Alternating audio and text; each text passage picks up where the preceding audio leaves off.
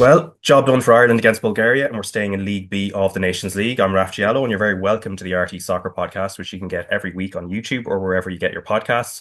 We'll be chatting about the boys in green very shortly, and also the women's international break is not that far away, so we'll talk about the potential tweaks to the squad for early April's Greece games with Shelbourne's Rachel Graham and my colleague Anthony Pyne. But first, we're going to reflect on last night's 2-1 win over Bulgaria, which sealed a 4-2 aggregate triumph with Stephen Kelly. We'll also be joined by Richie Towell and his former teammate and 17-time Ireland cap Daryl Horgan later on. But Stephen, first off, how are you keeping? And I suppose how are you after Plovdiv as well? Because it's a bit of a trip.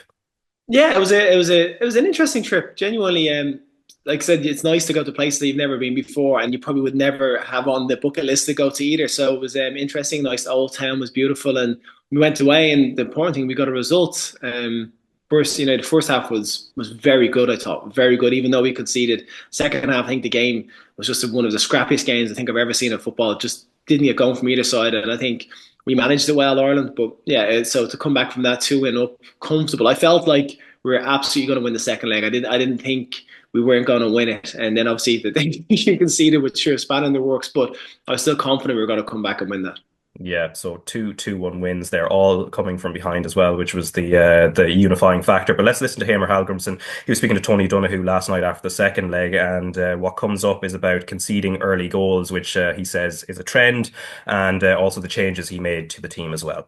No, it seems to be some kind of a trend to concede the first goal from a first attack they got. Obviously disappointing, but good that we came back. I think at the moment we conceded, we were in good control, so it's a little bit slap, and you can feel that we kind of lost that little bit momentum with conceding the goal. But credit to the guys, they came back and played a little bit more simple in the second half, and I think that was the key. We were complicating it, taking too many touches, playing it too short too many times. But once we got into the spaces and crosses and stuff, we created more. So all the credit to the guys today. If we're going to get to the World Cup, you'll want to see Evan Ferguson in the best form he can be, and he got a goal for you tonight. But to get him into the team and to have to move Finn Azaz around, did that create difficulties for us? No, I think Finn is so clever as a player, so creative. He can play whatever position we put him in, but he's really the strongest, where he's finding the pockets behind the forward players, whether it's wingers or striker. But yeah, obviously we would like everybody to be fit, and the good thing about today was two strikers scored, and it's a big competition. Everybody is unhappy not to be playing, and that is how it should be. But credit to them, they get a chance and they make their feet do the talking, and that is how it should be. All right, so that is Republic of Ireland manager Hamer Halgrimson there speaking to Tony O'Donoghue. And to go to the first point about conceding early, Stephen, obviously it's a very small sample size when we're talking about this window, just across two games, but where we see Ireland starting really well on the front foot and then getting sort of pinged back, falling behind, losing impetus, what do you think that says about the team? I still think we're slightly reeling a little bit confidence-wise from a team. I think we start well, and then when a team gets on top as well, we have, I think just from past experiences from this group, that things have not been great, and we've conceded goals, and they haven't got that mental resilience yet to be able to keep games at 0-0 and make sure they go through. And when we're on top, then are we leave ourselves slightly exposed or slightly switching off defensively? And I think that's something that has to come. But I think 2 wins will help rectify that, absolutely. And in those key moments when you make a block or a tackle, or a team have to just shape, like in the first game, it was just, they played well and they scored, but we could have affected it better, I think, if just from a positional sense, from awareness, concentration, talking to each other. Same with the second game, it kind of drops to them and they get a scrappy goal. So, but I think the most important thing is the resilience to come back in those games, because before I felt we maybe would have crumbled a little bit, whereas now that's a huge thing to come back from both games and look comfortable in winning them in the end. Yeah, and something you were pointing out in the first leg during co-commentary was, there were passing lanes opening up that maybe some of the players weren't seeing, and then there were opportunities for players to sort of drop deep, but it wasn't being taken up. When you see things like that happening, it's sort of where there's opportunities between the lines not being seen, do you feel it's more of a kind of tactical choice, or is it just a kind of a lack of individual awareness, or sort of a lack of cohesion? Because a lot of these players have been thrown together and haven't necessarily played together all that long. Yeah, like I said, from my vantage point up in the stand, I've got a bird's eye view of everything. So I can see the passes, and it's easy to be a commentator and be like, that pass is on, because the space, you can just see a little bit of parting.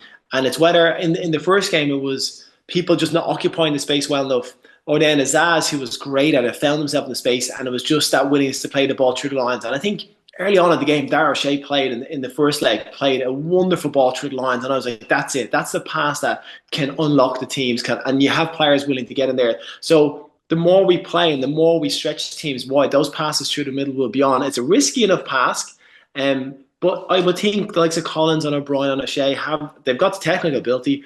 It's then finding the players that know we're going to get in there, understanding, and then just working on that. But there was times in the games where I felt, especially against Bulgaria, this is not all teams are going to be like this, but those passes through those lines, breaking balls, into really good positions where we're on. And like I said, it's easy for me from the vantage point I had, and it's harder to try and implement that in a game. This I know as a player, but watching them back and realising I've shown them, going, this is on. We'll give them that chance. I'm sure the manager has shown them that. Yeah, and obviously there were two changes yesterday, but the changes themselves fundamentally changed the shape of the team in a certain sense, especially that midfield and how it connects with attack. When you were looking at, were you kind of surprised at the changes that were made, especially with Ferguson slotting into that sort of 10 role? Yeah, it was interesting because I kind of felt at home he was going to make some change, and I think it was an ideal situation. After watching Bulgaria in the first half, I don't think that, listen, you always fear international football that you could lose a game because every team is capable. But I would have felt that we had more than enough to win this game at home, especially on our surface, home crowd. So I don't think it was a massive risk putting Ferguson into the team, because ideally you want to get minutes in his legs. You want him to be feeling confident, getting on the pitch as often as he can. And you don't want to take away from the fact that Troy played really well in the first match and Finn Azad played. So how do you get all three of them in? And he tried it. Didn't always work out exactly what it was. And I think Azaz in the 10 role, that between the midfield works so much better for him, because I just think his awareness, his shape, I think Evan can do it, but you want him further up the pitch, I think. So it was a trial, but that was the game to trial it, because I don't think it was a risk on us losing that match. And we had a lead from the first one. So that was the right thing to do from the manager's point of view. And listen, Ferguson got his goal. Azaz played well. Power got man of the match. So, when you look at it overall, you think it worked, but strategically, tactically, maybe it wasn't exactly what you want to do. Yeah, and is it a kind of an issue, I suppose, a dilemma for Hallgrimsson in a certain sense, because our talent base is quite skewed. We've a lot of strikers that would a lot of them would feel themselves as natural nines. I think Troy Parrott was saying that that's his natural position for himself as well, even if he's probably a little bit more versatile in terms of positions he can take up. And then we've so many centre backs that Hallgrimsson has that thing of trying to get, and I suppose with international football, you want to get as many of your best players on the pitch, but you're also trying to play to a system that's cohesive, and it's a very hard balancing act to do. Yeah, listen, this is the thing with international football. You want to have the players that are in form playing, but not every single player in form can always play, because some might contradict each other in position-wise. So that's a really difficult thing to do. And as I said, it was the right thing for the manager to try and get the players in that he felt, and try something new, because when you come up against better opposition, that's not when you try it. You've tried it now, you think, did it work? You analyse it. But for us, yeah, listen, our centre backs are playing quite regularly for club, and like I said, O'Brien's playing right back, so you kind of is that position there he plays. And then in the forward area is Troy. You can see the difference in Troy now. I think Troy cut such a different character. He was, I think, in the games before when he wasn't playing, he was in there with his club team. You can see he cut a bit of a frustrated figure on the pitch, whereas now he looks sharp. His movement was good. I thought his touch for the first goal for the goal in the game was wonderful awareness, and I just felt that he looked like a much more confident player, that's what scoring goals and playing regularly for your team does for you. So the manager has to take that into mind, because those players are probably going to be able to give more for you in those big competitive matches that are going to be coming up. Yeah, were you surprised with the change to the back four as well? Because it's usually the base, something you'd want to have kind of solid as a rock in terms of selection. Obviously, Daryl Shea came out of the team, and then Jacob Ryan was moved into centre back, whereas he's been kind of playing right back. And I know he had a great game there last night, but I think there was just a point about the goal that Bulgaria scored with Collins and O'Brien both trying to sort of block it and maybe kind of getting mixed up a bit. That maybe that could have been a slight issue. Yeah, it just seemed like it was just a bit of a scramble, wasn't it? Maybe a lack of communication. And listen, it's a new partnership again for the Irish centre-backs team, and it's a conundrum for the manager, because let's face it, before the first match, the conversation was, why is Jacob Brown not playing? Because he's been playing so well, and he's in the Everton team, and they've been on a trajectory that's just been going up. He'd scored in the Premier League the weekend before. So Now he puts him in and you're going, oh, why do we change it? So I think the manager is in a difficult situation where you want to get like I said, you wanted those players that are playing that deserve a chance to play to get on the pitch and see. And again, it was a bit of an experiment. He's been playing right back. We know centre back is his natural position, isn't he? 6'6", whatever height he is, he's a natural centre back. And getting him in the team somehow was probably the right idea, because you want those players that are, like I said, if he continues to play for Everton for the rest of the season and next season kicks on again, you don't want to have a player that's playing week in, week out in the Premier League feeling that they're not going to get opportunity playing at international level, especially with Ireland, where you feel playing for in the Premier League should almost guarantee a start realistically because of the level we're currently at. So for him, I think it was important to give him that game time, give him those minutes and show him that he is a big part of what we're going to do going forward. And listen, at points, I thought he played really well. He's such a threat from set plays. Like, it was just rolling back Shane Duffy, wasn't it? Just put the ball into an area and we've got goals on our side. And that's huge, especially when you've got delivery from Robbie Rady coming in. So I thought he acquitted himself really well. And Matt Doherty over the two legs, obviously the goal in Plovdiv was of course important, but he was probably one where there has been a lot of scrutiny over his position, and I don't know how you felt he acquitted himself overall. No, I thought Matt did really well, Yeah. And I think, listen, I said before the first game as well. I said the manager starting you after you've had a dip or you've dropped off and you've not performed for the manager has gone, okay, I want to give you another chance. Can you repay me for that? And I think Matt did that. I thought the first goal was a great goal. Matt's goal was a great goal. It was brave. The run, the timing of it was brilliant. Not many fullbacks will just make that run out of nowhere for just to get in there. So he has that knack for getting himself in good positions. And I thought defensively he was solid. He looked good. But I think for Matt now as well, there's some serious competition with Jacob Brown playing every week. I know he played centre back, but what that does is adds to it. Can you up your game when you know someone's kind of looking down your back or kind of pushing your position? I thought Matt rose to it quite well against. I don't think Bulgaria were a great side, but I think to come out on top and for Matt to put in two solid performances, get a goal, and puts him right back in contention for the manager for those really crucial fixtures. Yeah, and something that was interesting in terms of like Josh Cullen also making the pass as well, because we usually see him kind of playing more of a tidy sort of game, but that defense splitting pass, he obviously has it in him. Yeah, of course. And listen, these players do. I think you see them play for a club every weekend. They'll try passes like this, and I think with Ireland, it's been magnified, hasn't it, and scrutinised because of the poor performances and the lack of wins and what it looks like a lack of confidence, and that can get you. So you might start going away from parts of your game that you've got in your locker, but you'll play safe. You're not going to play those passes, but the trajectory I spoke about on commentary, I thought the pass the trajectory on it was perfect. It was such a lovely ping. The height was lovely, the timing of it, and the fact he saw him and then executed it, which is what you want your midfielders to do. So yeah, I think there's more to Cullen Knight than what we have given them credit for, I think, in midfield. But I suppose having players like Finn Azaz and people that move between the lines in front of you, create those passing lanes and create those passing options. So make your job easier as a midfield as well. Instead of just going sideways and backwards, you can look forward knowing that there might be someone there to find. And there is that thing of sometimes players taking things by the scruff of the neck as well. I always remember the story about the game in Paris in 2009, where I know Trapp had his system, but that second leg where you were kind of up against it in the Stade de France, and as a collective, your generation of players, you kind of took it upon yourselves and you had a brilliant game. Obviously, I'm not going to talk about how that ended because that's still traumatic. But yeah, still traumatic. But the actual therapy session, Raf. We've been a therapy session. But the actual act of taking things by the scruff of the neck yourselves, there is capacity to do that. Yeah, absolutely. I think in any football match, you're on the pitch and you're given a set of instructions from the manager. But some in-game, that can change. That can change in a moment. Listen, both games against Bulgaria, we went out thinking, right, we're going to play this way. We played the ball into the wide areas quickly. We got forward, we got behind them, and then they scored. So that's not in the game plan. That's not what the manager wants, and that's not what you're set up to do. So how do you adapt to that? How do you change that?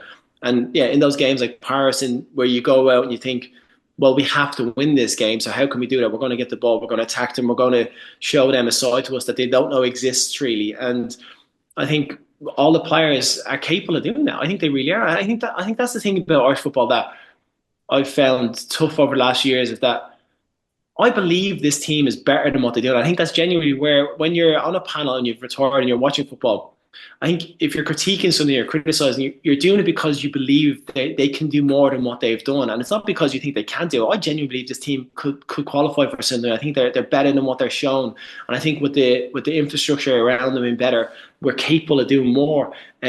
But that belief has to come from within them as well.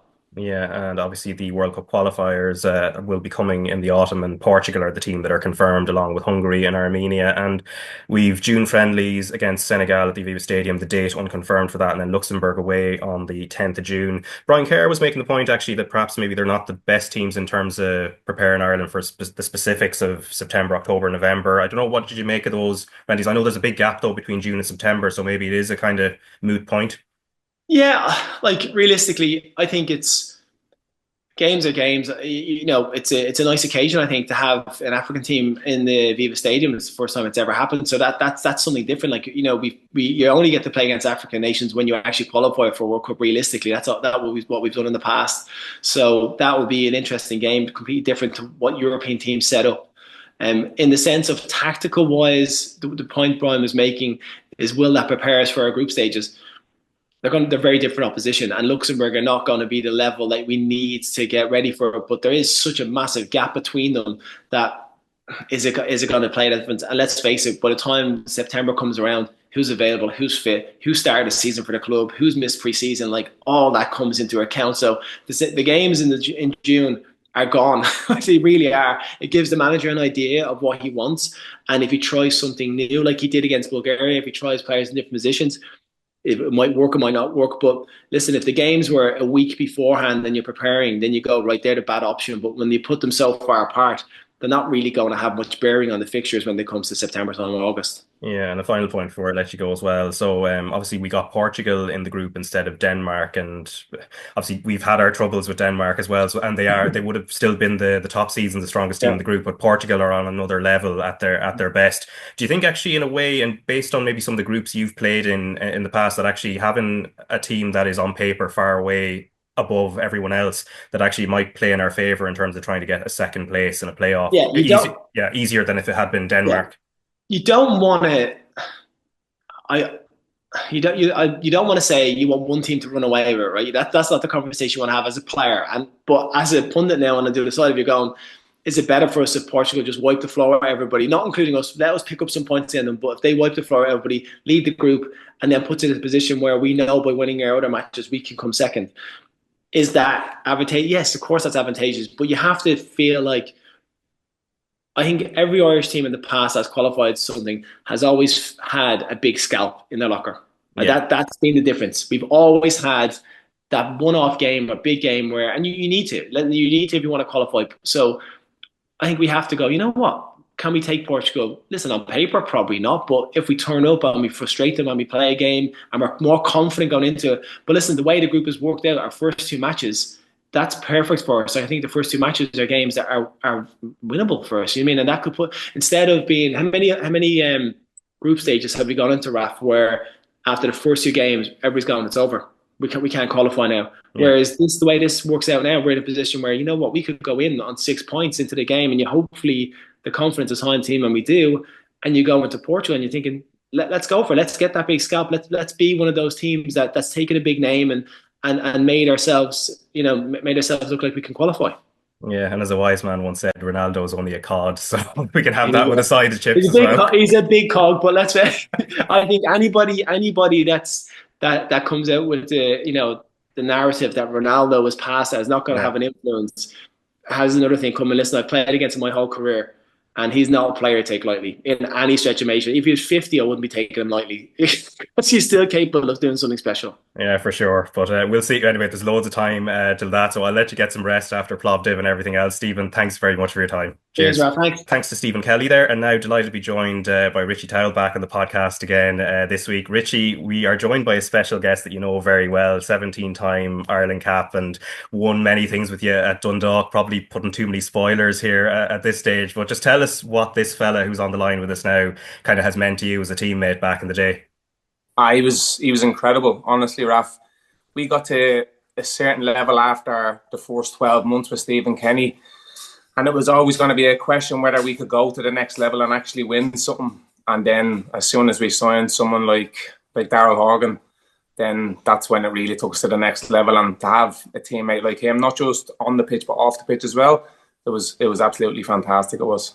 Yeah, and Daryl, welcome along to the podcast. Great to have you. I suppose first off, when we think about this fact, yourself and Richie were teammates. We're going back 10 years this year. The last time you would have played together, and you still got a lot of time left. Like both of you, I suppose, both a good bit of time left in terms of your careers. Like when people mention things like 10 years, 11 years, whatever it is, like what does that say to you? I mean, it's a weird span of time to be thinking about. Yeah, thanks very much for having me on. And Richie saying nice things about me. It's not like him, to be honest with you. But 10 years, it's a bit scary, being honest. It's a long, long time. When you look back, at times only feels like it was yesterday. There was unbelievable times there with some amazing team, great group of lads, and look, we were very, very successful. But 10 years now. I played there on Friday, and there was a 16-year-old playing left back behind me. I'm realising I'm more than twice his age. Was a bit daunting. But look, that's football. And I suppose the way the game is now, sports science, nutrition, all that crack, you look after yourself and go and play as long as humanly possible. Yeah, and even thinking about the Ireland-Bulgaria game, and seeing Robbie Brady playing as well as he did last night. I think, as you're saying, you were at the match yourself. You would have played in the under-19s together for Ireland, and then when you see him sort of having this kind of career renaissance and playing so well, it must be kind of amazing to watch. Yeah, Robbie was always brilliant. He was always the golden boy at that age. He was amazing. And I think he got unlucky that time when he kind of couldn't find the club. It was a bizarre time because he's always been so good and he's always had such a good level to hit and be at. But to be in a position where he had no club for a while kind of obviously hindered him at a probably age where he's coming into his real peak of his power. But now you see coming back again, and he was brilliant last night, and he's so comfortable left wing, left back, and the little rotation him and Azaz had really suited him in that game. So no, brilliant to see it for someone who's, as you say, coming kind of not over the hill, but on that trajectory. It was great. Yeah, and Richie, I suppose on the other side as well, I was kind of keen to talk to you a little bit about Finn Azaz, because that's a kind of position on the field that you would be very sort of comfortable with and know all about, that thing of breaking into the box. And two very different performances from Azaz. Obviously, a much more direct performance in the first leg where he's trying to break into the box, and then last night where he's just picking up these little pockets, but still having to sort of dovetail with Evan Ferguson, who's kind of playing out of position. Yeah, do you know what? It's actually, Ireland's kind of been calling out for a player like him for the last number of years. We haven't really had that type of player, especially a goal scorer midfielder. Like, they're very few and far between. I think everybody probably looks at the likes of Frank Lampard or someone like that from years gone by. And Finn Azaz is probably that type of player, isn't he? That you can see he loves arriving into the box. He loves scoring goals, getting assists. And if we have two strikers like Evan Ferguson and Troy Parrott, and then you have someone like Finn Azaz that's able to set them up with assists, then I think it can be a recipe for good things for Ireland going forward. And he's a real positive as soon as he's in the team. Yeah, and he's obviously very new to the team as well, Daryl. But even thinking back to when you went into the Ireland squad first, and there'd be a lot of lads there you won't necessarily have played it, and you only get like a couple, 2-3 training sessions, whatever it is, before a game. Like, when you're called in, are you kind of looking at who else is in the squad and almost doing a bit of homework on the ones you're not that particularly aware of, or did you just generally leave that for sort of training sessions? I suppose when I went in, it was an older group, kind of well settled. They'd just been at the Euros. So it was kind of a group that they were all household names in a sense. This group is now a good bit younger, but I'm sure they'd all know each other. They're all playing against each other in the Championship, or they're watching each other in the Premier League. So they're well aware of what everyone can do and, the levels they are at and stuff like that. So I suppose in a sense it's slightly different, but you know who you're coming up with, and I know, as you say, you've got the 2-3 day window before the game, and even this week where it was Thursday, Sunday, so you've no time. And you have to very quickly get in, and the manager has to bet his ideas, the little tactical tweaks, and it's a very, very quick turnaround. But look, it's different, but it's interesting at the minute. Yeah, and what was interesting as well, back in 2021 when you were in the squad, the likes of Troy Parrott, who seems to have grown a lot, Jason Knight, Adam Ida, all of those were just kind of coming through, and there was probably a sense we were judging them on who they might become as opposed to what they were at the time. But um, I suppose for yourself, when you were looking at those kind of young players coming through, did you feel there was a certain level of pressure on them, and you were maybe trying to take that a bit away from them as one of the sort of more older players? Oh, the pressure on them was incredible. Oh, yeah, it's ridiculous. Every young lad who scores a goal is the next Robbie Keane or the next Damien Duff. It's very, very difficult for them. Even at the game last night, there's a negativity about any mistakes that happen from the fans, and you're like, they're still young lads, they're 20, 22, 23. And right now, looking at it, obviously we touched on Finn Azaz, but you've three very, very good strikers there. Very good. Adam came on and made a big, big difference in that game. I thought his power, his direct running, great goal. Mikey Johnson probably didn't have his best game last night, but every time he gets the ball, I'm just excited. He's going to do something. Taking people on. He always wants to get off fullbacks, wants to make things happen. I said Finn Azaz, very, very good. And then you've got Sykes came on, brilliant for the goal. Taylor looked the threat. So there is a good squad there, but it's still so young. It's so young. It's funny, when I went into the group originally, it was an older, more experienced group. Then obviously I came out for a while. When I went back in, I was the old head. I was one of the senior lads all of a sudden. So it was mental. But it's very, very difficult for them, I find. I just think the pressure on them is crazy. They're all expected to be superstars now. Everything they do that isn't perfect is a travesty. So yeah, it's not easy, but I think they're like, obviously Parrott has gone to the Eredivisie and done unbelievable. Ida's gone to Celtic and he's getting his opportunity, scoring goals, scoring in the Champions League. Evan obviously has done incredible things in the Premier League already, and a bad injury, and now he's trying to find his feet. Obviously, I think you saw yesterday he built into the game. It took him a bit of time, but really, really good group and really young group as well. So there is, again, but like you say, you're probably looking at them in the sense of what they will be rather than what they are. Yeah. But we have to just appreciate what they are at the minute as well, which is a good young group of players. Yeah, because I suppose there was a bit of a gap at that stage when they were being rushed through. So was the talent very obvious with a lot of those? I remember the amount of hype on Troy Parrott, and then that kind of dissipated. Obviously, Evan came later on, a little bit later on, but was there always a sense you could see the raw talent, whether it was Bazunu, Kelleher in goal, or Knight or Malumbi and all those. That there were sprinkles of something there, and they need patience and a bit of time. Yeah, like the keeping situation is unbelievable. Like, you've left out Travers there, who's an incredible goalkeeper as well.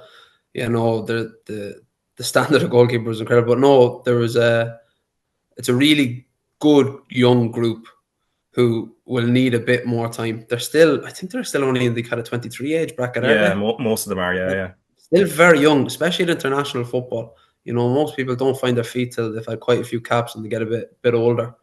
So it does take time, and like we were speaking off air, all these other countries, they're all really technical. They're all can handle the ball.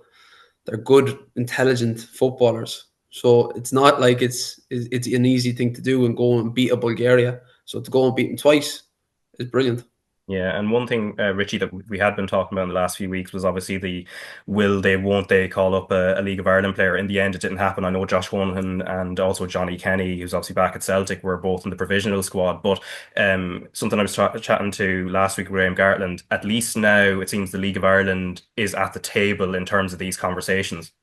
Yeah, most definitely. And I think especially when you have players like Josh Honahan, and I think more importantly, when you have teams that are actually qualifying for the group stages, like, it's all well and good doing it in a qualifier and then you get knocked out and it's like, it's only a one-off game. Like, so anybody can kind of have a one-off game and play well. But when you get into like the group stages, and you can see the way the group format is now, you get a lot more games you do. So I think lads are actually getting the opportunity to show what they can do. And obviously, look, Josh didn't ultimately make the final squad, and I don't know if it's even a bit harsh on him. Like, you probably see the likes of Jimmy Dunn. He came in instead of him probably, and Jimmy's been doing it at championship level now for the last couple of years. So is he ahead of him in the pecking order? Yeah, probably so, and probably rightly so as well. Do you know what I mean? Josh is that was his first proper year at playing European football and getting into the group stages. So it will stand him in good stead going forward. And you'd like to see, hopefully in time, that you will get a League of Ireland player called up, because it'd give it not just the player himself, it'd give the league a massive boost, and you would get other young players then that'd be thinking, well, there is an opportunity there for me that if I do play well, that I can actually make the jump up. Yeah, I suppose, Daryl, you were in that position back in the autumn of 2016 where you were doing brilliantly with Dundalk in Europe, and yourself and Andy Boyle were sort of being linked with the squad at that stage in Martin O'Neill's time. And I think even at that stage, you were maybe even in talks with Newcastle about a move over there during Rafa Benitez's time. But as, you know, that period in the autumn of 2016 was moving along, did you kind of have that sense that it was happening and that you would get a call up while still playing in the league?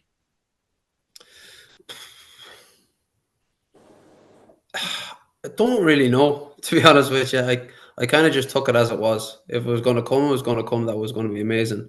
And look, thankfully it did. Obviously, it just so happened to be the one window. There was only one game, and it was a huge game in Austria, and unfortunately, I didn't get a run out. But it was incredible going up, you know, coming from League of Ireland. And then obviously, I think Graham Burke done it after that. Yeah. A couple of times. Jack Byrne, obviously. So there has been a few. It would be great to see some more. Yeah, especially the way the league has come on in professionalism. Obviously, like Richie alluded to, qualification for Europe more consistently. I suppose the route helps now, you know, but see how well Rovers done in that group stage was incredible. Like, you know, they were touching distance of coming in the top 8, really close, and they had some tough games in that as well. So hopefully, you know, lads will see that as an opportunity. If you do win the league, you've a great chance of qualifying.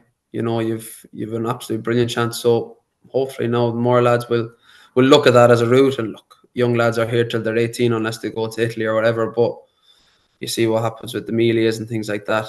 He'll have a shot sooner rather than later. He's very, very good as well. Yeah, and as you said, the Austria game in 2016, which was the November window, obviously you didn't get the opportunity there. It was only after you went to Preston then, and then that March window in 2017, you actually did make your Ireland debut at that stage. And I think I counted out there were 12 games that you played in the championship between leaving Dundalk and then getting that first Ireland cap. Did you feel you changed fundamentally as a player? Because this was a conversation myself and Richie were having the last couple of weeks, which was, you know, sometimes you'd see the likes of Liam Scales sort of getting, you know, not called up at Rovers, and then he goes to Celtic 2 weeks later, he's in the squad, and you wonder, you know, what's the message being sent there. But for yourself, that 3-month period at Preston, did you feel you'd changed all that much as a player compared to the version you were at Dundalk just a few weeks previous?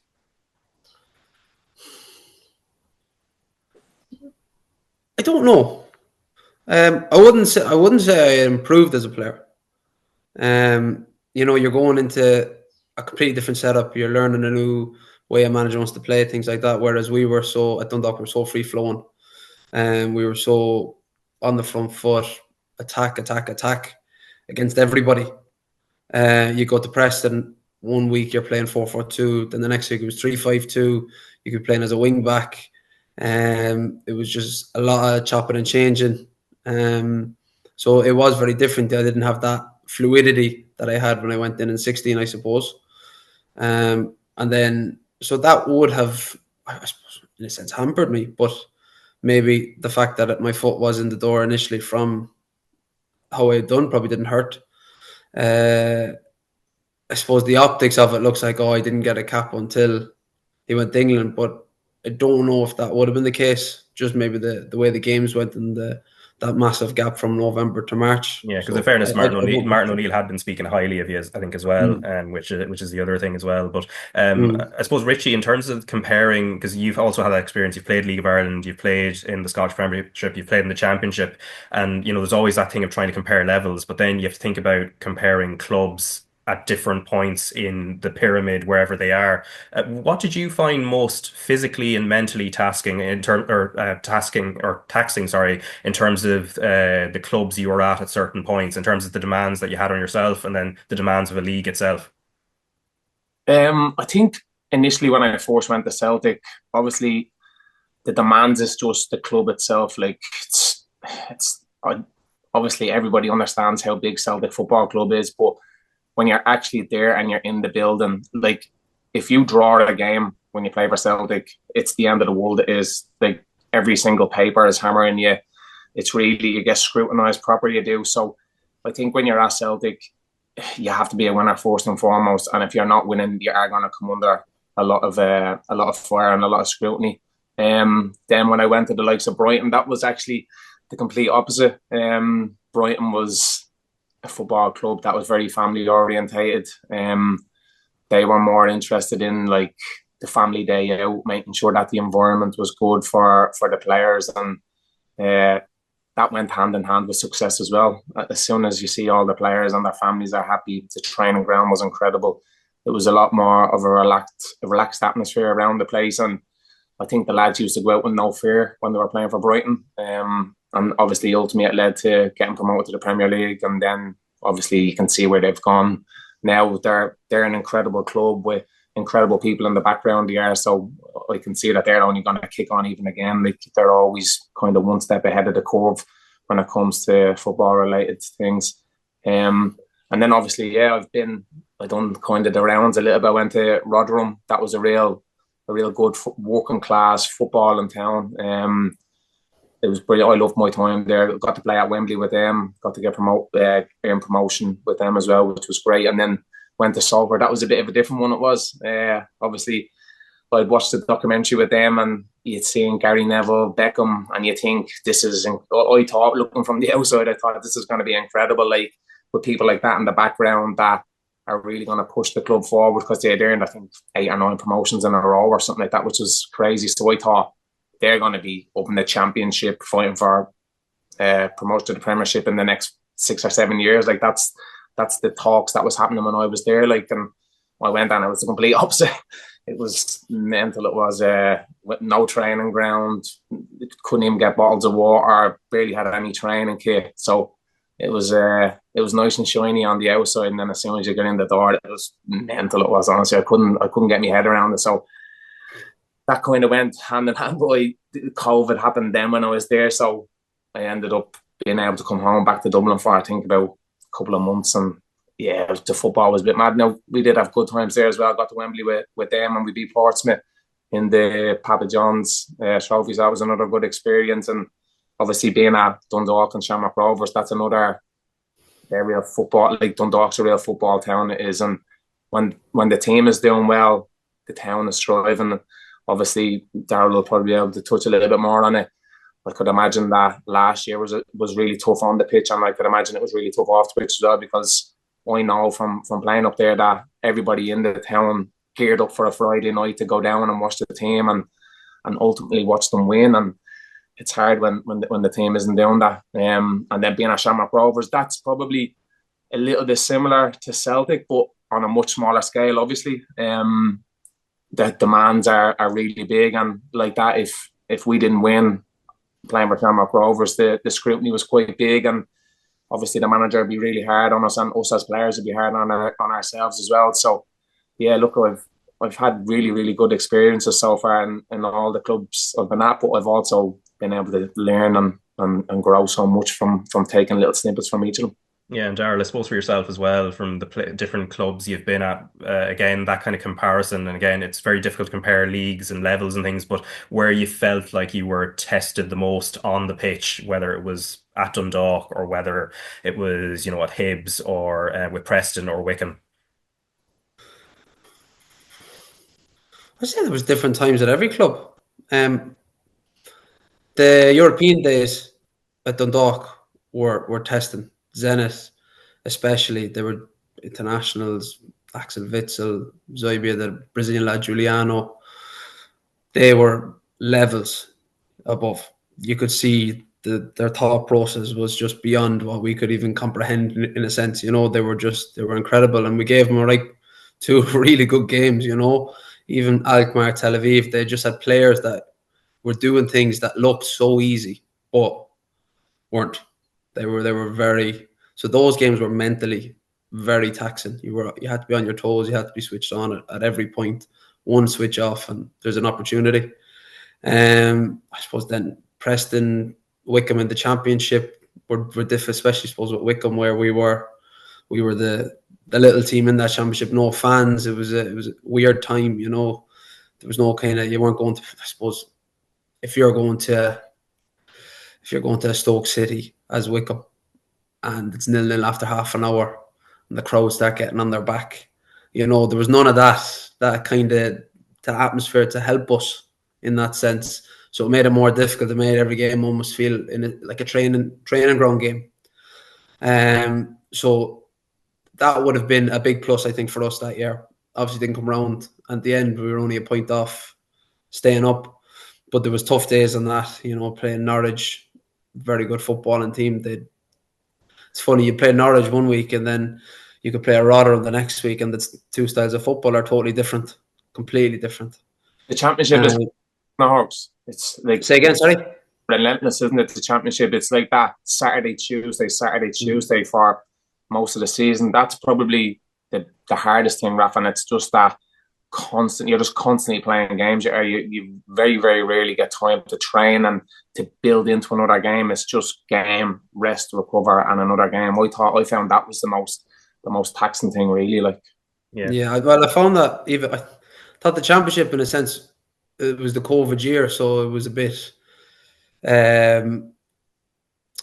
shortened. So it was we had a couple of Wednesday, Saturdays that were like you're traveling away. You get back at 3 o'clock in the morning on Thursday morning, and you have a game away on Saturday at 3 o'clock, and it was draining.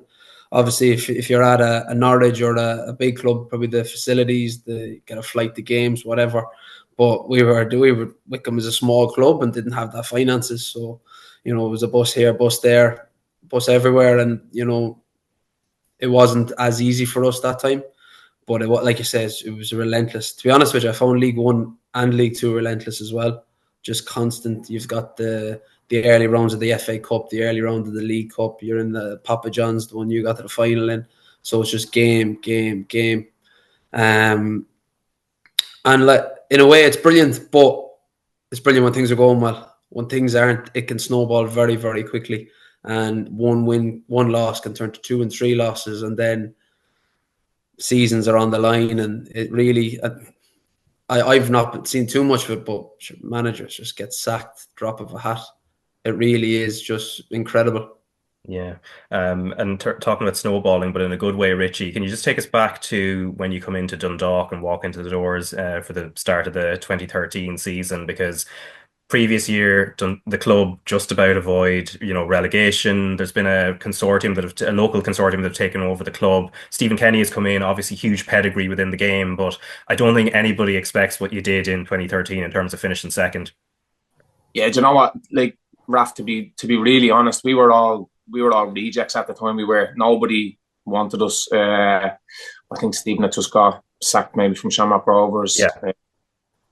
I hadn't got a club. I was been playing for Bluebell United. A lot of the other lads are probably then just tipping around in the league, probably not really up to much. And then it was mad because obviously I think we were probably the favourites to get relegated that year. And after probably about 2 or 3 weeks, I was looking around thinking, like, I obviously didn't know the standard of the league because I hadn't played in it before, but I was thinking, like, I had just been playing at Hibs in the SPL, so I knew that what sort of levels football was at, and I was thinking, these lads can play here, like they're really good players. So I was really intrigued to see when the season started how we actually fared out, because I felt like we had a really good group, some great characters in there, and as soon as probably we played 4 or 5 games, I was thinking, we're going to be fine here. I was thinking we're definitely not going to get relegated anyway, but I don't think anybody probably would have imagined that we would have finished second. And then, as I said, with having the likes of Stephen Kenny and his ambition and bringing players in like Daryl Horgan, you could see then that it was going to be a recipe for success going on. But yeah, to go back to the very start, it was one of them things that I don't think would really happen again. Like, you see who was in the relegation playoff this year, Drogheda. I think now obviously Drogheda have had a great start of the season, but I think if they went on to finish second this year and then win the league 2 or 3 years in a row, I just don't think it's going to happen anymore, really. Like, Yeah, and Daryl, you kind of pitch up then at Dundalk after that season where they finished second. What was it that attracted you to the club? Because you had a lot of offers at that stage from, clubs that maybe would have been seemed more obvious choices for a player who'd been a PFAI Young Player of the Year. We played them second last game of the season. It was the last home game for Dundalk. We're in the tunnel. And I just looked over and there was a team of monsters. And they beat us 4-0. And they ran all over us. They battered us. And I was just thinking, wow. And my dad was at the game. And he said, if these come in, you've just got to sign for them. They're unbelievable. Like, man, I remember obviously I met Stephen and he was so positive, so upbeat, so enthusiastic. And could see the group and that was building and what was happening. And obviously, look, I didn't know it was going to go the way it went, but I could see it was going to be good. And I just said, I have to go. I have to sign there, like. And luckily I did. Came in at 14, lost the first game 4-1 to Drogheda. Yeah. Thinking, Jesus Christ, what have we done? And then obviously the rest is history, how well it went after that. But I think part of Stephen's brilliant was, he got that team so professional. In a league, there was still a few full-time teams, but we were just so professional. We were super fit, super strong, very few injuries. Lads were just chomping at the bit to play all the time. You couldn't come up with a team because you wouldn't get back in. So everyone was hungry. Training was relentless, and it was incredible to be a part of. And it was a special time. It was probably the reason we were so successful, really. Yeah, just talk to me about the characters within that. Because some of them have gone into management, some of them in leadership positions within the league since, and just how much of a ferocious place it could be on the training ground. Yeah, it was ferocious, but it was all within the white lines. We'd kill each other and we'd be after each other, and then cross the white lines. It's all done and dusted. We'd have laughing a joke in the dressing room after. Obviously Stevie O'Donnell, who was unbelievable player, incredible captain. You had Higgins there the first year, who was, you didn't cross him. If he said something, that was it. Garts, Richie drove standards. You had Pat Hoban giving out if you didn't cross a ball. Moaning all the time if you didn't get good service. Massey. It was just everyone was at it and everyone was on it. And you kill each other and then you come in big bear hug and it's all done and dusted, and then go out and kill for each other on Friday as well. Yeah, I suppose Richie as well, from your point of view, as players come in, the likes of Daryl who come in, who obviously huge amount of ability. Is there a thing of, and I remember reading stories like, say, at Liverpool where JB Carragher and Stephen Gerrard would have been sort of the lieutenants there. When a new signing comes in, they're almost pinging balls at them. It's like a bit of a gauntlet. Like, is that the kind of thing you would have been doing as well when a new face comes in? Just test their mettle and see will they necessarily fit into the picture? We had obviously played against the likes of Daryl, so we knew firsthand his qualities. Stephen had actually spoke to me before he was signing him, and he was just a player that was like, we have to get him. Like, if there's someone that we can get, he has to be the one. Like, so listen, when players come in the door, straight away, then you see their professionalism, how they handle themselves around the place, if they arrive to training on time. And when you have players that tick all the boxes, when you go out onto the pitch, you kind of just leave them to it. Listen, if there's a lad that comes in late to training in the first few days and he's not pulling his weight around doing the running or doing the doggy yards or in the gym or doing all his eating properly, his nutrition, his sleeping right, then you'd start to get on him a little bit. But as Daryl said, we had a team full of great characters and great professionals. We did, and we also had a manager and assistant manager in Vinnie Peart that really, really drove the standards. And as Daryl said, it was probably at a time where the league most definitely wasn't at its professionalism where it is now. And I think we were that team that really drove the standards to another level. And you can still see teams now probably look at what we done and think that's something that we need to do. And I think with Stephen Kenny, he brought in Graham Bourne, to Dundalk, and he was probably the catalyst for him to take us from where we were to the next level, because his knowledge in strength and conditioning and in nutrition and stuff like that. And all of us, we were young lads that were really, really hungry to make our way in the game, and anything that him or Vinny or Stephen Kenny said, we just ate it out of their mouth and tried to implement it in training, tried to implement it in the gym. And even when we left the training ground, we tried to live our lives probably outside of football. So I think when you have a good core group doing that, it was only going to be a recipe for us to go on and be successful. Like, yeah, and obviously to be fair on that point there, Raf, sorry. Yeah. Cork that time under John Caulfield were professional.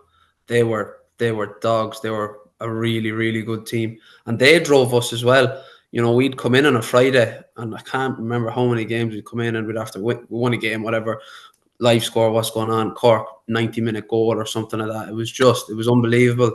Two teams just constantly at it, and that drove us as well. I think I'm sure we drove them. You know, it was just a relentless to and fro for the season. So that was probably they were at a level of professionalism similar to ourselves as well, and probably the reason we were so successful over that period, both teams. Yeah, it must have been emotional for you as well, Daryl, I suppose, that the fact that was your former club and they become the title rivals, and when you do win that first title in 2014, that it's them that you pip on the final day as well in terms of beating them head on 2-0. Yeah, look, the game itself was incredible. You know, building up to the last day, they had just gone ahead of us as well. We drew a braid the week before. I think it was Colin Healy scored a bicycle down on Turner's Cross as well in the 90th minute to put them ahead of us.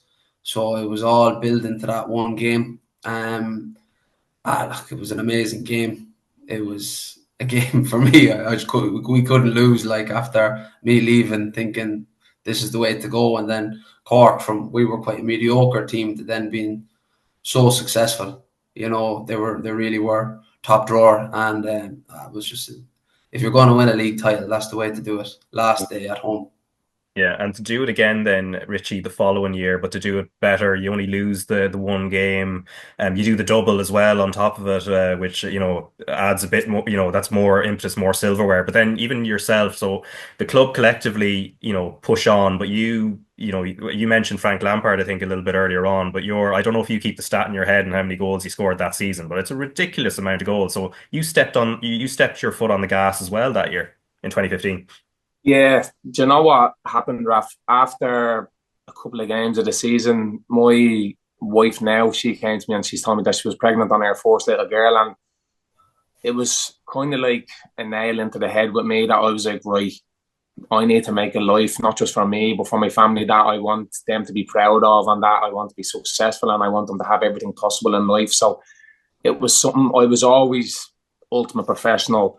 I always went to the gym. I always ate properly and done everything right. But as soon as she told me that, it just went to another level. Like, I don't think I crossed the door for probably 9 or 10 months. Like, I properly just got the head down and just tried to live my life properly so I could try and create the ultimate life for my family now that we have. Like, so yeah, look, it was incredible. And I know it was obviously, I was fortunate enough to get so many goals, but I used to have the likes of Horgs and Sean Gannon that used to be just marauding down the wings and putting crosses into the box. And then I had the likes of Pat Hoban that used to play up there and just play off him, and Dave McMillan. And I had really, really, really good players around me. I had the likes of Chris Shields and Stevie O'Donnell and Rudy Higgins that used to keep the fort down in midfield and at the back, and big Andy Boyle and Garth and that. So I kind of had that license that I could just go and do what I wanted. And I was just in a really, really good place mentally and physically. As Horgs kind of touched on earlier,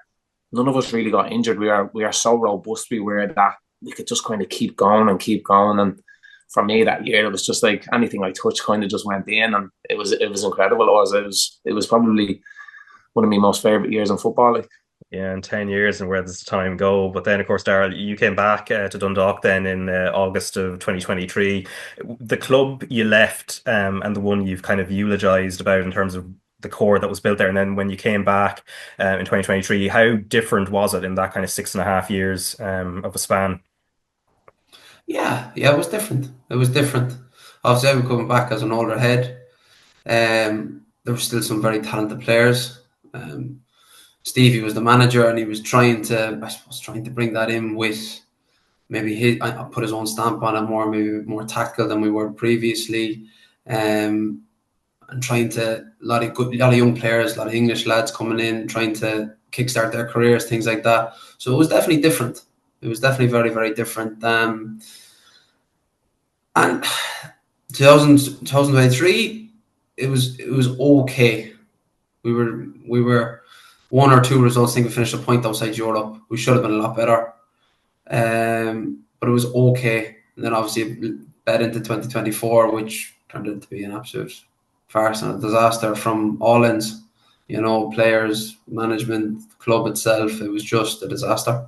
Yeah, and obviously, I think we spoke about it a lot on the podcast at this stage in terms of what was going on at the club at the time, in terms of the finance and everything else. You know, as you mentioned, you were the senior player there, and you have a lot of kind of younger lads and players maybe who aren't as seasoned within the game, and maybe the stuff that's happening, it's just hard to deal with. But even for yourself, I mean, you had a young family as well to think about. It must have been, as much as you might be able to park what's happening off the field when you step past the white lines, it must have been still hugely distracting in terms of preparation and everything else.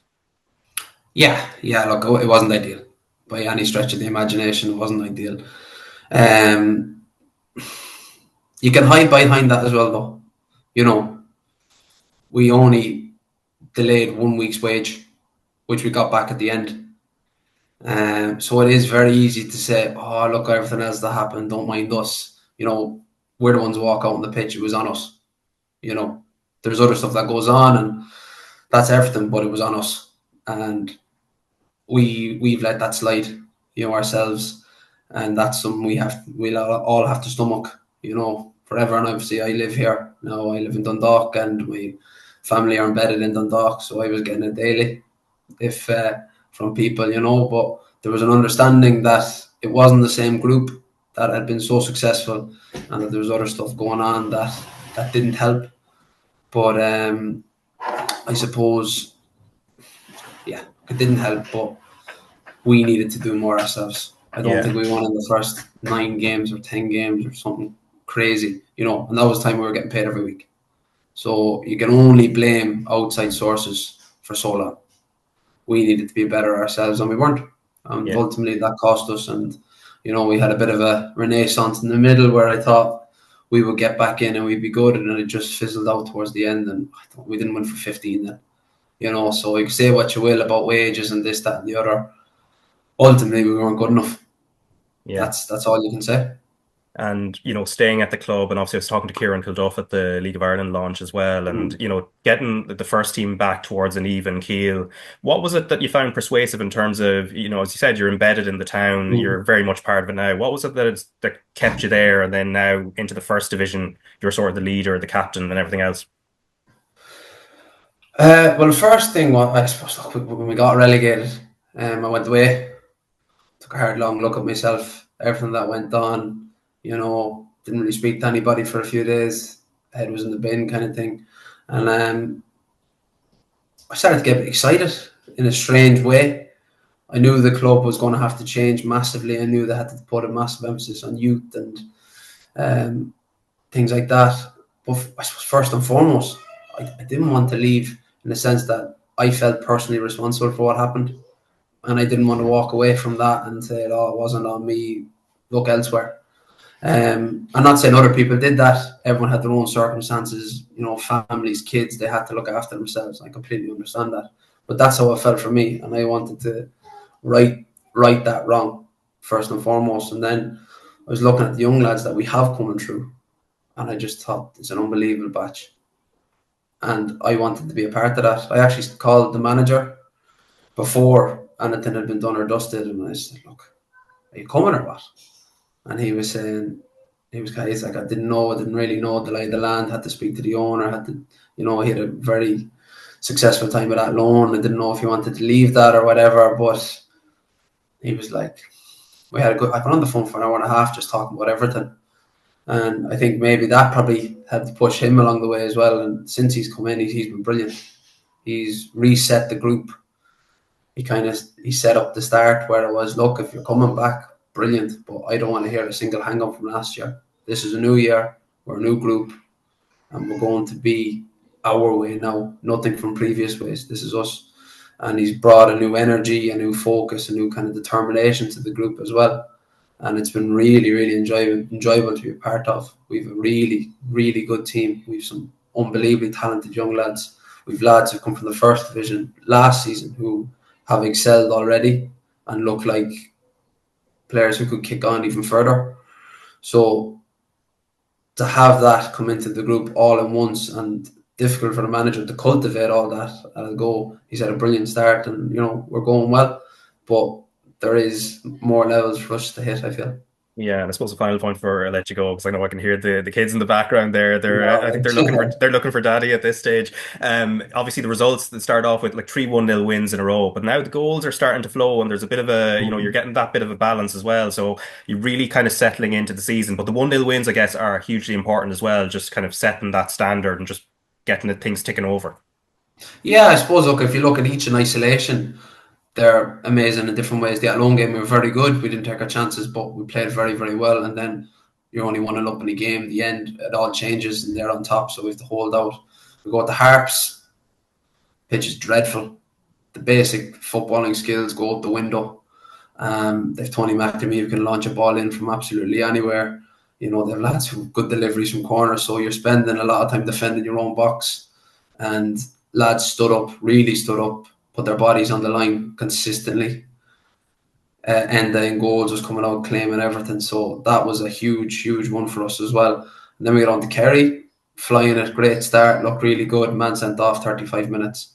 And then again, you're reliant on your back 4 or 5 keeper, bodies on the line, clearances off the line, blocking shots, heading crosses out. So those 3-1 drills gave us a real, I suppose, confidence in how we could defend, and we could scrape results. Being honest, if that was last year, I feel we may not have got those 3 wins.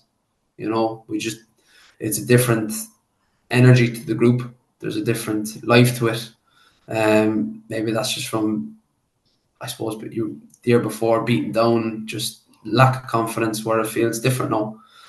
There's a different, as I said, different energy, a different life to the group. All the young lads are really, really up their game to levels where you're thinking, Jesus, these could kick on. We might not see these for too much longer. Yeah. So yeah, that's, I suppose, that. And then obviously, as you said, the goals have come a bit more freely now. But we'll probably need to be better at the other end then as well. So it'll be a balance of both. It'll take a bit of time to completely get to level, but I feel when we do hit that stride, we'll be very strong. Yeah, definitely all going in the right direction there, Daryl. I know you've got to shoot off, so thanks very much for your time. You're brilliant. Thanks very much for that, Raf. Cheers. Yeah, appreciate that. Thanks, Richie, any nice words for Daryl before he shoots off there? Oh, just keep doing what you're doing, buddy. You've had an amazing career so far, and you're most definitely not done. Obviously, got to play against you last year, and you were incredible. And the start that you've had this season has been really good. So it'd be great to see the town back up in the Premier Division. So I wish you all the best, buddy. All right. 100%. Thanks a million, Richie, lad. So so friends reunited there, Richie. There with Daryl Horgan, obviously. Good to hear that things are on an even keel in Dundalk now, and like that there's a sense of positivity. But in the Premier Division, obviously there are games coming up this Friday as everything kicks back after the international break. So Bows against Galway, Cork City against Drogheda, Waterford against St. Pat's, Sligo Rovers against Shells, and then 8 o'clock Shamrock Rovers against Derry City. But I suppose the first one, Bows against Galway, as I was talking to Graham Gartland about it last week, Bows have this sort of vulnerability with balls into the box, and that's definitely going to be tested on Friday with Galway coming to town. But that's probably the last game that they would have wanted as well, especially at home, because Galway are just relentless with the pressure that they put on you. Like, sometimes you can go and play against a team that'll want to dominate the ball and get loads of passes in, but Galway are just going to put pressure on them from the get-go. They're going to get the ball, they're going to get it into the box, they're going to create, like, no matter what Galway team turn up, they're going to create chances, they're going to get crosses, corners, long throw-ins. So the Bohemians' box is going to be bombarded on Friday night, and off the back of their last game, that's probably not what they would have wanted. Realistically, they would have probably wanted another game straight away. So for them to have that big break, it's probably after leaving them a little bit of a sour taste in their mouth for probably too long. So I'm sure they would have loved them to get a game straight away so they can put the wrongs right. And it's going to be a really big one, especially in front of their home crowd. So you'd just like to think that the home crowd will really get behind them, because I think when Dalymount's in full voice, that it's a really intimidating place it is. So you'd like to see that that they'll back them this Friday, and you never know what can happen, really. Yeah, we just touched on a couple more games before I let you go. So Rovers, Derry, like in your time playing against them, it was a very, they were always the blockbuster games that people were looking forward to. It's got a slightly different feel to it this year, although it'll be interesting to see what Tiernan Lynch has been able to do with them, with his Derry team in this kind of couple of weeks that they have off. Yeah, do you know what? Especially off the back of a really good win down in Sligo. Obviously, Michael Duffy, again, star man. He's at there getting their goal. If they didn't have him this year, I would hate to imagine where they would be. But Tiernan can probably start to see a little bit of light at the end of the tunnel. Obviously, they had a really tough start to the season, they did. And like as you said, probably having them a couple of weeks where he has the group, he's able to get time on the training pitch with them and really put his style and his philosophy across to them. And listen, that'll coming at a really good time, because they have a massive test coming up playing against Shamrock Rovers, especially in Tallaght Stadium. I think Rovers, I know everybody probably saying that they probably have a slow start, but you see where they are now. If they win their next game, they're right up there in the mix, and that's where they're going to be come the end of the season. Like. Yeah, and Shells have had a bit of a slowdown, and they're going to be away at Sligo Rovers, who've largely struggled this season. So this is going to be a huge one, because there's been a few draws in a row now for Shells. Yeah, that's what Damien will probably be a little bit disappointed with, because they had a really, really strong start to the season, and you're probably thinking if they keep going the way they are, a little bit similar to Dundalk in the First Division, where they're just getting the results, they're getting over the line, and all of a sudden then it kind of slows down a little bit, and teams are starting to creep up, and you start looking over your shoulder. So listen, going down to Sligo is never easy, especially going down to a Sligo that's probably wounded at the moment. I know John Russ is a really good manager. I know that probably having the 2-week break has probably come at a good time for them as well, that he'd be able to get a little bit more time on the pitch with his players to get his style more so across to them, because I know they had a big transitional period down there as well. So look, it's really difficult for him down there at the moment, but I'm sure with his qualities as a coach and as a manager that they'll come out the other side of it. Yeah, so again, full 5 fixtures on Friday night there. But Richie, I'm going to let you go now. But at least you've had a bit of an afternoon now, sort of reminiscent about some really, really good times at Dundalk there. Yeah, do you know what, Raf? That's kind of what life's all about, isn't it? Like at the end of the day, when you're dead and gone, that's all you have left is memories. It is, and like we're out having some great memories as a team and as individuals. And yeah, as I said, it's great to be a part of something like that, because a lot of players can go their whole career and they're just middling the air. They don't win at and they don't get successes. And when you get them highs, especially when you get them highs in football so early on, as fortunate as I was, you kind of start chasing them for the rest of your career, and that kind of drives you on, and it makes you even hungrier to go and achieve more things. So yeah, as I said, the memories are absolutely incredible, and they're just something that I'll cherish for the rest of my life. Yeah, and then it's crazy then when like as I said, 10 years now since yourself and Daryl are playing together, which actually it does not feel like that at all. I know. Well, that's what, as I said, my wife now, she was pregnant at the time, and I have a 9-year-old. She's 10 in December, and I was thinking, how have I got a 10-year-old already?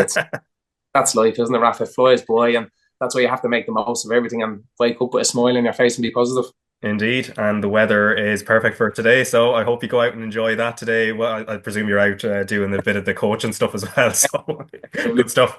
Richie, thanks very much for your time. Enjoyed that. See you later, right? All right, well, thanks to Richie Towell and Daryl Horgan there, and for Dundalk fans, I hope you enjoyed a bit of that chat for the last few minutes. But now time to chat to Rachel Graham and my colleague Anthony Pyne. How are you both on this sunny Monday morning? Or afternoon, I mean. Really good. Yeah, really good. So makes me happier. Yeah, indeed. Now, just the results over the weekend, we'll plenty to talk about. Obviously, there's an Ireland squad that'll be named tomorrow for the Greece games. But in terms of the domestic game, Waterford got their first ever win at the third attempt, beating Sligo Rovers 2-0 away. Athlone Town, reigning champions, of course, continue to keep the foot on the gas. 2-0 win over Cork City. Shamrock Rovers battled back to win 4-1 over Treaty United. And then your own side, Rachel, Shelbourne beat DLR Waves 4-0 away on the UCD Bowl, and then Bohemians beat Wexford 3-0, and we'll also touch on that game. And then there was one game postponed just due to the inclement weather and an unplayable pitch, which was Peamount United against Galway United. But first on your game, Rachel, I suppose, how did you get on? Like the 4-0 obviously reads as emphatic again, two weekends in a row now where you've beaten the opposition 4-0. But I suppose as a game and how it flowed, how did it go? Yeah, it was probably pretty similar to the week before, where we knew we'd have a lot of possession in their final third, and it was about breaking them down. They defended quite deep with a back five, so we knew it was just about breaking them down. But the first goal came, Leah Dial with a great strike, edge of the box. It was like the second ball off a corner. So, but in fairness, like they looked dangerous with a counter attack. Once or twice we were left 1v1, 2v2. And Pearl, in fairness, dealt with it really well, and the other girls dealt with it really well. So we were nearly caught out once or twice, but second half then we got the second goal, and it was kind of, we knew down, right, to see the game out, and then we had two late enough goals. So that was really good. 2 4-0 wins, clean sheets, positive, moving on to next week now. And in terms of the pitch, I think, Anthony, it was something that you'd kind of noted. Well, the pitch was, I mean, Rachel will played on it, so she'll tell us firsthand, but it looked, just watching on TV, it looked really poor. And the thing is that, like, because there's a wider discussion here, for anyone who saw the Real Madrid Arsenal game during the week, that was at the Alfredo Di Stefano Stadium, which is where Real's men's reserve team play. That game shouldn't have gone ahead on that pitch. There had been a deluge of rain in Madrid, and it becomes a player safety issue. There was Melanie Leupolz got a bad injury because of the pitch. She got her studs caught in the turf, and she suffered ligament damage. The previous weekend, the League Cup final in England was played at Pride Park between Chelsea and Manchester City. That pitch wasn't fit for a game of that size either. And again, like it's a standard thing, and you think, like, these games of such profile and players of such quality at that level, it's almost like disrespectful, really, to put them on pitches that are not adequate. So, I mean, I'd ask Rachel just what her experience was of playing on the UCD pitch, because certainly from an observer's point of view, it looked not just bad, but actually potentially quite dangerous. Yeah, like, so the game was actually reversed. So it was supposed to be in Tolka originally, and then it was moved to DLR because I think we're due to play them in DLR in September, and they didn't have the pitch at that time, so we reversed the fixture. But when we were looking at the highlights or their clips during the week, we were analysing their game from the week before. We were kind of a bit worried that we probably made a mistake here switching the game. But yeah, no, it wasn't great. I think there was rugby games on it during the week, which obviously didn't help. The markings of the rugby pitch are still on the pitch as well, and then the men played the night before as well. But yeah, it's not great. Like, there was big kind of holes in the pitch, and like, they done their best. They covered them with sand, but there was once or twice, like, we were taking a shot on goal and players were kicking the ground and stuff. It just takes away from the quality of the game. And then, like you said, like, safety of players, like, you can't expect any players to play in unsafe conditions. But look, we got the job done anyway. But yeah, pitch definitely could have been a lot better. To add to that, like, it seems like a microcosm of a facilities issue that we have across the country, from the grassroots level right up to the top League of Ireland standard, where a lot of teams are doubling up. I think within the Women's League of Ireland, some clubs will, like, their underage teams will play on the same day, which would help in terms of just logistically and travel costs and stuff, so they don't have to make two journeys. But obviously that means that pitches are taking a bit of a battering, and particularly here, where it doesn't really matter what month of the year it is, you're potentially going to get a lot of rain. So look, we're just crying out for more pitches, better pitches. I think we'll get to the Peamount Galway United match, which was postponed, and the issues around that and some of the fallout around that possibly could have been rectified. There was talk that it might have been played on the Astro pitch up there. It didn't happen in the end, but yeah, it's not ideal, and it's difficult. Shelbourne came away with the win in the end, and thankfully I don't think anyone picked up an injury or anything, Rachel, on the day. No, like that, no. Yeah, so, which is good, but ankles can be twisted and rolled and stuff like that, or studs get caught in the turf when you've got big bobbles and holes in the ground filled in with sand. It is quite dangerous, so not ideal. Yeah, even on the wider side of it, like the European side, as we mentioned, the Real Madrid Arsenal game, and that's Champions League. That's like the elite level. And then, Rachel, like, on a pitch like that, what did you make of that entire story? Because as Ian Wright, who's been very supportive of the women's game in England, I'm not going to use the full quoted what he said because there was an F word in there as well. But where he described it as like it's a disgrace, basically, the pitches these girls have to play on. And again, yes, the weather is one aspect, but this is the Champions League. Yeah, like that's obviously, some of the best players in the world that we should be having on show. I mean, you could see the ball wasn't even moving right on the pitch, and it's more like it's not even the quality of the game or how high profile. It's the safety of players. You could see they were trying to tackle each other and they were slipping into tackles, and you can hurt someone really unintentionally that way. But no, it's not a great look for the game at all. And I know people were saying that the Bernabeu is free, but I get that point of it as well. They're not going to open, there's only 1,000 people at the game or something like that. They're not going to open the Bernabeu. But I mean, we've seen online there's been floods in Madrid, like for the last few days. Like they surely knew that game was going to struggle to go ahead. But I don't know if it's a bit of a timing issue as well, where they're kind of thinking, we have to get this game played. It's a tight turnaround. The second leg now is in 2 days. Arsenal had a game the weekend, so I don't know if it's a case of it's now or never. But surely they kind of had in their mind with all the floods that maybe this might need to be moved to an Astro or some neutral venue or something like that. But yeah, look, even the quality of the game was really poor. The ball wasn't moving. I don't think Arsenal can really blame the pitch on the goals, if I'm being honest. I think the first might have been a little bit of a lack of concentration and the second was a good strike. But yeah, you could see the players were just frustrated, and if you're at that level, you don't expect to be playing on pitches like that. Yeah, and then even referencing what Antti mentioned, the Peamount Galway game. So Phil Trill, the Galway United manager, was massively disappointed with the way that game was called off, which I think was a 4 o'clock kickoff at the time. But he mentioned that an LOI under 17 game had been played on the pitch at 1 p.m. beforehand, and this is at Green Oak. And he was telling Jonathan Higgins, who's been on this podcast many a time as well, and you can read the full comments on the Galway Advertiser. Credit to the match officials; they were on site early. They were doing everything they could to try and get the game played, but we are deeply disappointed with the way that the game was approached. We offered to fork the pitch ourselves. We offered to help in any way possible. We offered to even change and go on the AstroTurf. Peamount actually suggested at first that we would play on their AstroTurf.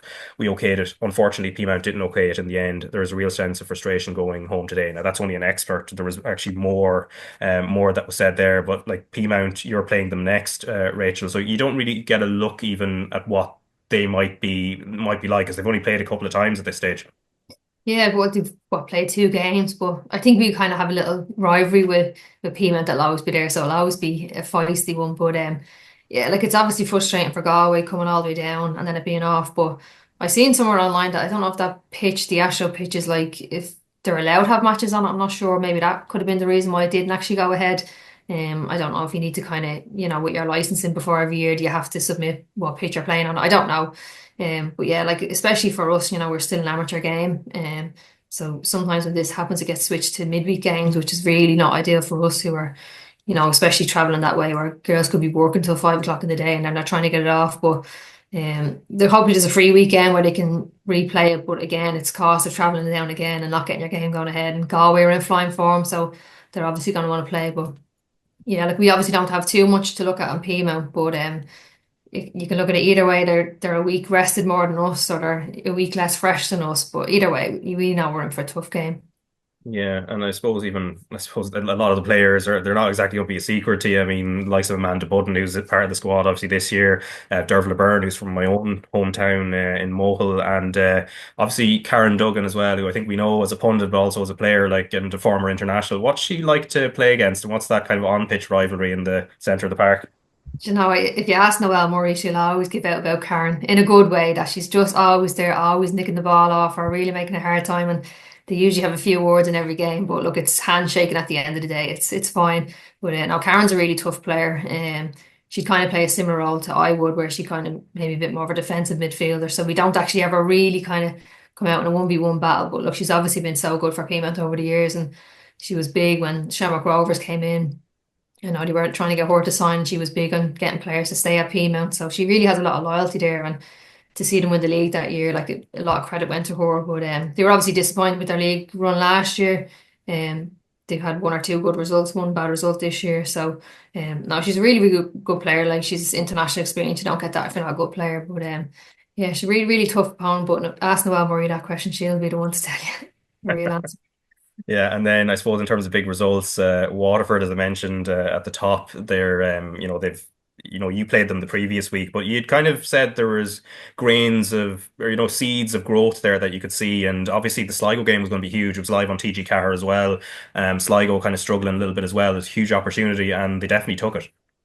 Yeah, like we spoke about that last week. It was 4-0 to us, but it wasn't an easy 4-0. But I think they were they played really defensively against us, which was clever. And then we did speak about Sligo this weekend, that it's a good opportunity for them to play a bit more attacking football, and they definitely done that. And like they kind of got all their firsts in one, their first goal, first clean sheet, first win, first point. So they got it all at the weekend. So, but you could see how much it meant to them, and they seem to have a really good team spirit there. And like they definitely, I think the best thing about it is they deserved it. Like they were the better team. It wasn't a lucky win or clinging on. The last 10-15, they were probably under a bit of pressure, but like a game will always go that way. If you're winning 1 or 2-0, the other team just throws everything at it, and Maeve made a couple of good saves and they defended well. So they really, really deserved it, and look, really good for them. And it can be easy if you're a new team in, if you don't get points early, you can get disheartened. So it's brilliant for them. But I think they've DLR this weekend, which is probably another good chance for them to maybe pick up some points.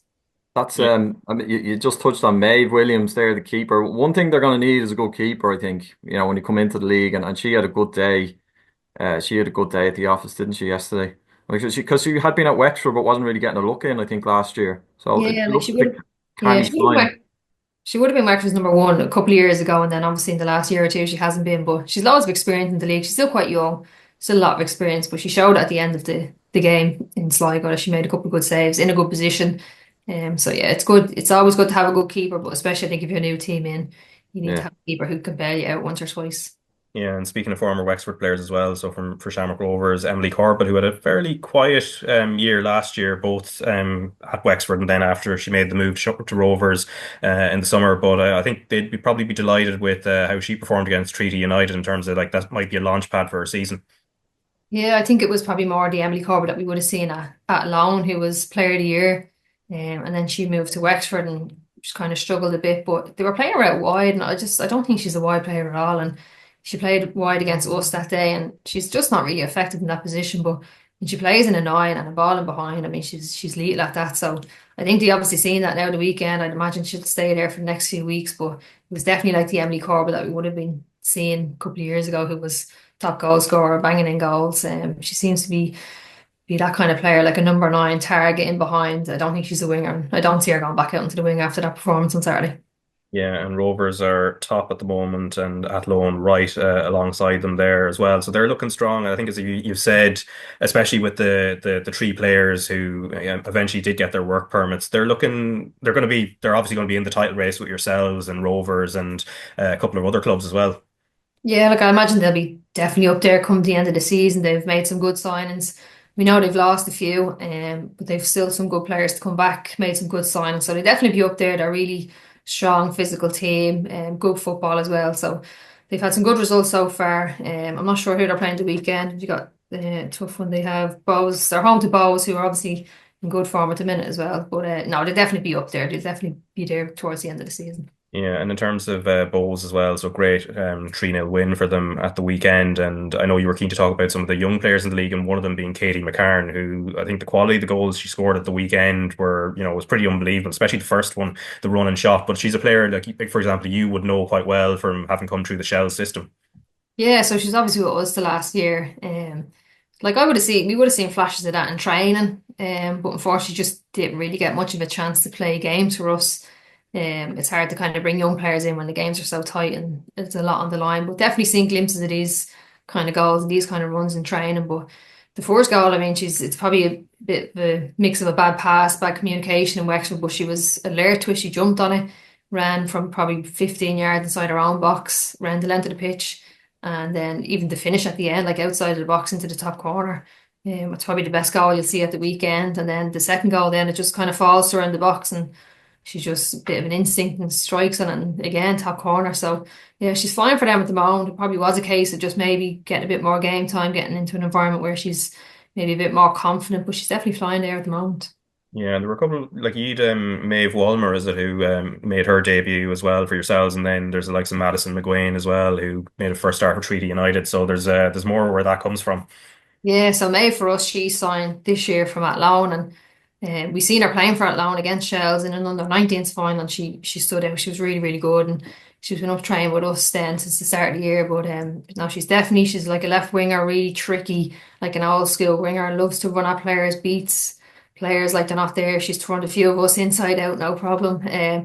But no, really, really good player. Made her debut then, came on against DLR. So a really, really bright future for her. She's 17 years old. Really, really good player. And then Madison then for Treaty, who was probably the most impressive one at the weekend. She's only 15. She's starting against Rovers in the middle of the park. And like she was one of their better players. And I had heard her name coming through from the underage international team. She was the 15s player of the year. And then I heard a couple of the managers talking about her. But really, really impressed with her. She's someone you just look at her, but the way she walks, the way she runs, this girl is a player. But yeah, and like Rusha Littlejohn was marking her, and she gave Rusha a hard time a few times in the game. So yeah, she was probably the one that really stood out and that really impressed me the most at the weekend.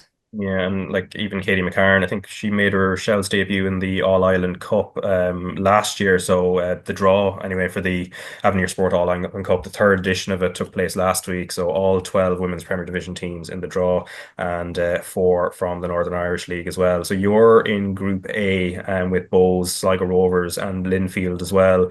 It looks very exciting on paper, and I suppose there's a thing as well. How do you kind of measure over the 2-3 years so far? Well, this is going to be the third year, obviously, but measuring yourselves up against sort of like what the standard is in Northern Ireland. Yeah, like when we would play in pre-season, we would kind of tend to play Northern Ireland teams, and I know other teams do the same. So like we played Linfields, I think it might have been 2 pre-seasons ago, and like they beat us. They gave us a really, really tough game. So they were really good. And then we played Lisburn there this pre-season, and we beat them fairly handy enough. So it's probably kind of similar to our league, where there's maybe a bit of a gap between the top 3 or 4 teams. But like it's kind of a good competition because some players or some teams use it, to play players who haven't played a whole lot. And then it's a great opportunity for other clubs who might never have won at it before or never played in a final before to really go for it and really just throw everything at it. And like Galway have won it the last 2 years. It'd be interesting to see what way they go about it, because they'll definitely have ambitions to win the league this year. So whether they use it to try and retain it or whether they use it to, rest players and just really focus on the league. But yeah, it's good for that, and it's good to play new faces, new teams, a bit of a change of scenery. Yeah, and I think even looking at the stats of Cliftonville, they got to the final last year, but they're the only Northern club to top their group in the first 2 editions. So I think kind of shows the kind of competition on the island in that sense. But as you're saying, so like the competition, it'll be 3 seasons old now. In terms of what it's done for the landscape, how do you feel it has benefited the island as a whole in terms of the footballing side of it? Yeah, like it's definitely, like I said, it's good to get playing against different teams. It's a different challenge. You can kind of become a bit stale playing a lot of the same teams, what way they play, what style they're going to play. So you're kind of going into them games a bit more of an unknown. So you kind of have to adapt on the pitch. It's left sometimes to your players to adapt how we're going to play. But yeah, like I said, it's depends on what way you look at it. You can either throw everything at it and try and win it, or you can use it to rotate players in and out and maybe make full use of your squad. But no, it's an exciting one. It's an extra competition to win. Like I said, for the likes of teams who maybe not have won that before, it's really a great opportunity for them.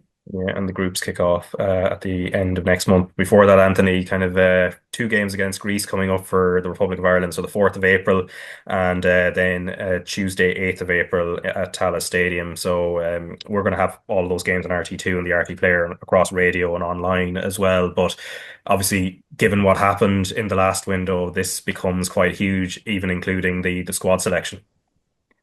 Yeah, they have to win both matches. It's as simple as that. They should win. I mean, it's difficult playing the same team twice in the space of 4 days. Obviously, they get a chance to figure you out and have a look at you, particularly the second game being away.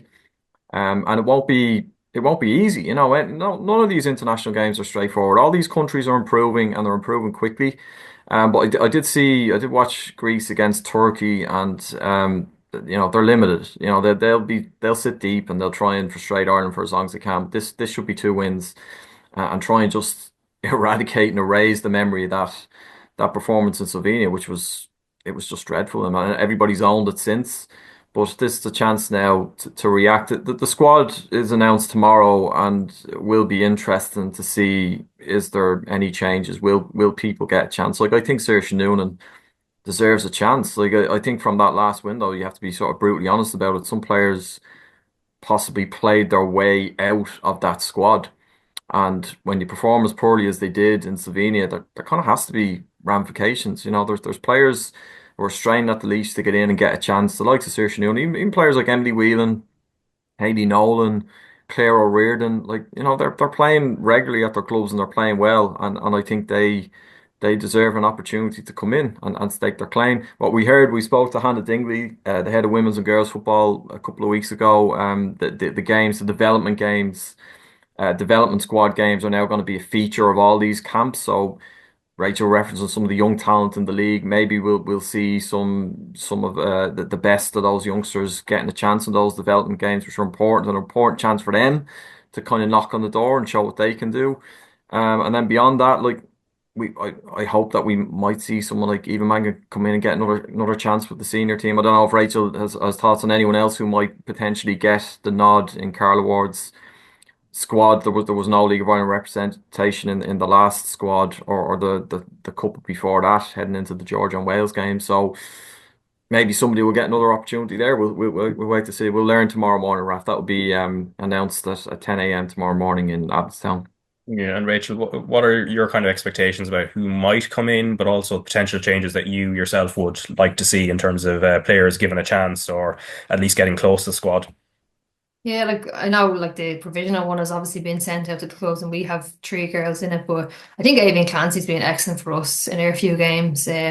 She's definitely has the, you know, athleticism, the talent. She has all the physique, everything to be an international player, but maybe hasn't got the chance. She was in once or twice with Vera, but and she's been in the development squad, so she's obviously impressed in there as well. But you know, even if they don't get to the full squad, and it could be a case where maybe just bring them into, you know, one or two training sessions during the week and just show them the level. Like if it is the case they go in and think, you know, right, well, you know, I'm really playing well in my league, I'm playing well for Shells, but I'm probably just not at this level.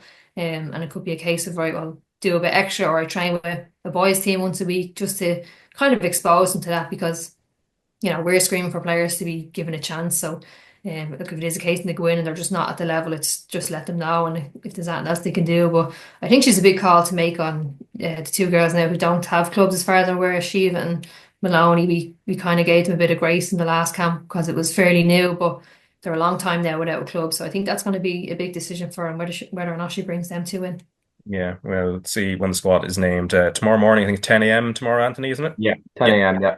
Yeah, indeed. So we'll keep an eye on that, of course. But that's it for this week's podcast. Hope you enjoyed it.